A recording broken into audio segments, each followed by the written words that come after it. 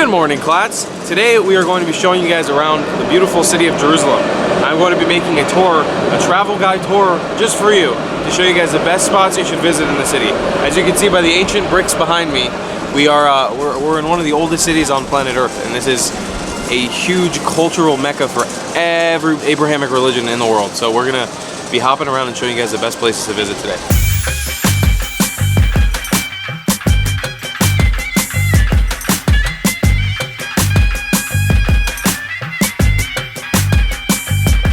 So our first stop in the day is going to be a place called Souk Machane Yehuda.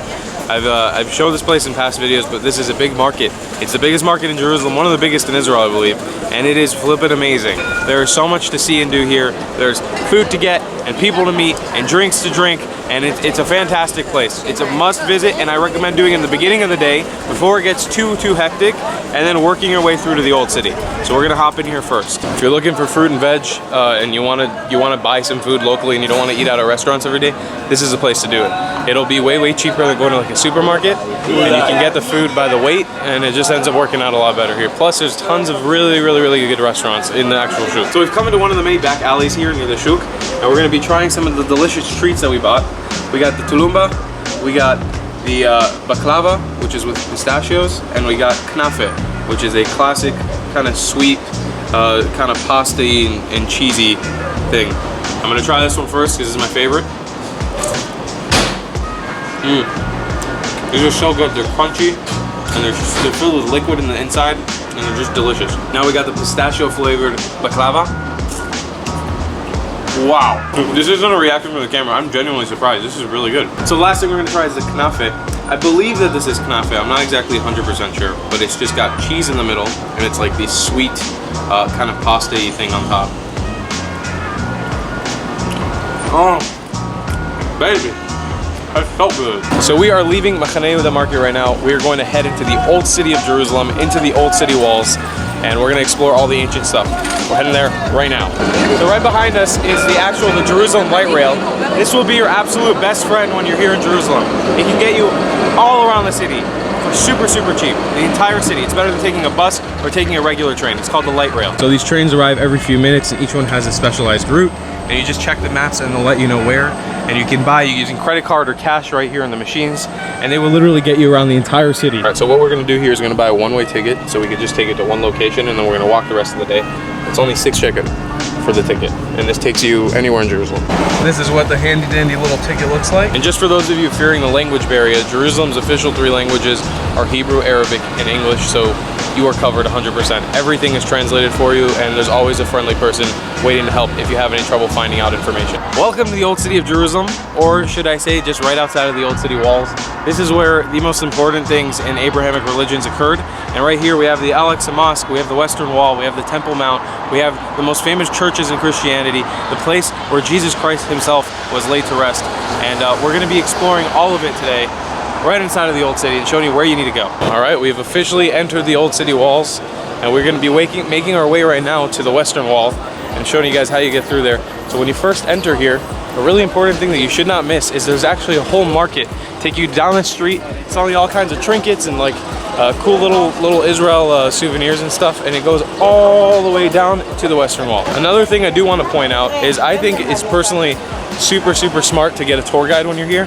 I think the tour guides in Israel do an amazing job, and it's probably really important because getting all the information, there's so many stories behind every piece of architecture here, that getting all the information by yourself or using the internet or whatever information is here locally could be kind of hard. So I highly recommend getting a tour guide. This should be your number 2 market for the day, and if you're super touristy and you want to get souvenirs and stuff from Israel, this will be your place to do it. I recommend doing it here because, yeah, they'll be a little pricier, but you'll find the coolest ones. Another cool thing about this market is that there's also a bunch of back alleys and everything. I personally don't know that much about every single one because it's so big, but I'm assuming that every other back alley that you take is going to be selling pretty much the same thing.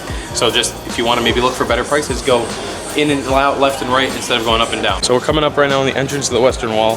When you come here, you'll see a heavy police presence, a heavy army presence, but it's all okay. They're here for your security. So behind us is the Western Wall. This is the last remnant of the second holy temple to the Jewish people after the destruction of Jerusalem. This the most important holy site to the Jewish people.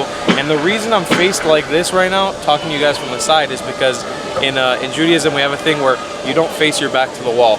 So I'm just giving you kind of like a side view so I don't face my back to the wall 100%. We're gonna go on in there and show you what you actually do when you come to the Western Wall. So when you come here right at the entrance of the Western Wall, they will actually give you a piece of paper and a pen for you to write down whatever wish you have or whatever blessing you want, and you can go and stick it inside of the wall. So what I have on me right now is an article of Jewish prayer called Tefillin.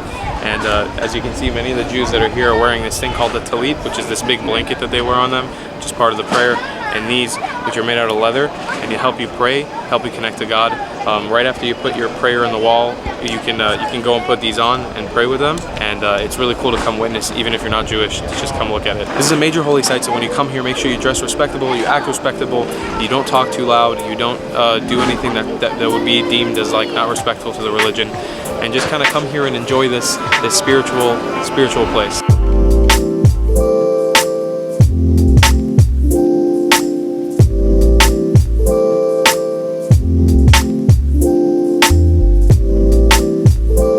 So we are leaving the Western Wall right now. As you can hear, the Muslim call to prayer right now coming from the Al-Aqsa mosque.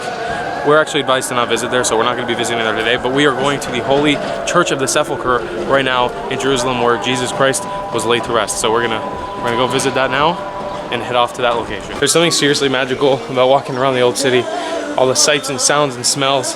So we're now at the Church of the Holy Sepulchre. I just went in for the first time. It's a pretty cool place. Like, it's absolutely free, just like the Western Wall. So similar, any person of any faith can go there at any time, I believe. I'm assuming during major holidays it's closed down. That's one of the reasons we didn't go to the Al-Aqsa mosque. We just don't know the technical details of being able to go in there when you're not of Muslim faith. So we just avoided going there today. It's pretty sweet in there. You can go see the tomb where Jesus was laid to rest. That behind me is what is said to be the tomb where Jesus Christ is laid to rest, right back there.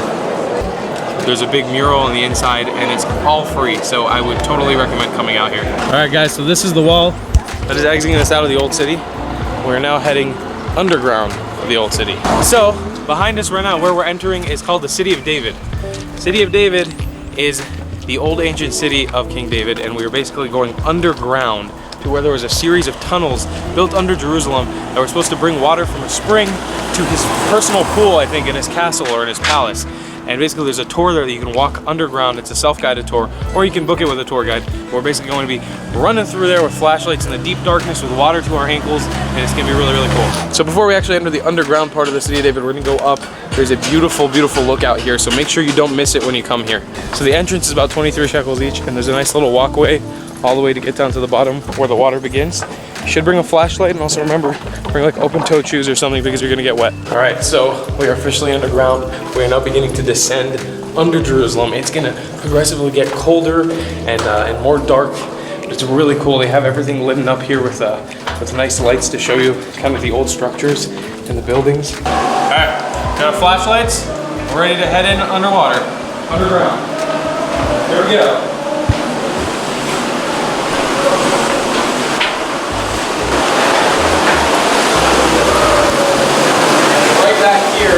The entrance. You see all of that water, and that's where we're going in that tight little squeeze.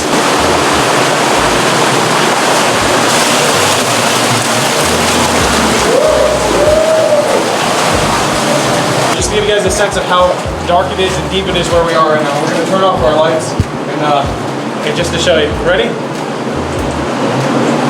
There's nothing. Pitch black, dark. It's pitch black. So the whole reason they built these tunnels is because the king who ruled over Jerusalem at the time wanted to get water from a spring into his own personal pool or bath.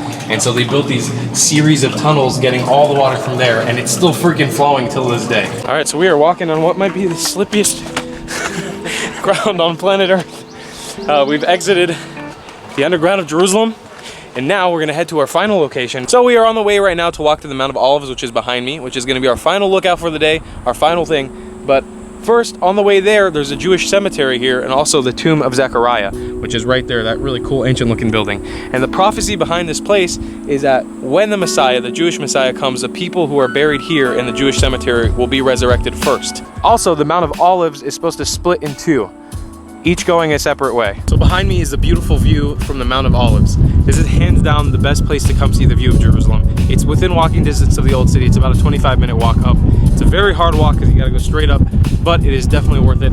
As you can see how beautiful everything is behind me. Behind me you can see the old city walls, and within you can see the Temple Mount, you can see the Western Wall, the Holy Church, and this remains one of my favorite cities on planet Earth. I love this place so much. I hope that you got a good understanding of what Jerusalem has to offer with this video.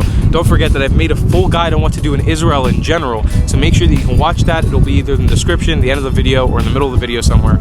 As well, I make travel guides like this all the time, so keep a lookout for them. Make sure you subscribe and turn on that notification button if you're new so you don't miss them. We have much more to explore in the land of Israel in the coming weeks, so make sure you're subscribed so you don't miss those vlogs, and I'll see you guys next time. I love you long time, CLATTs.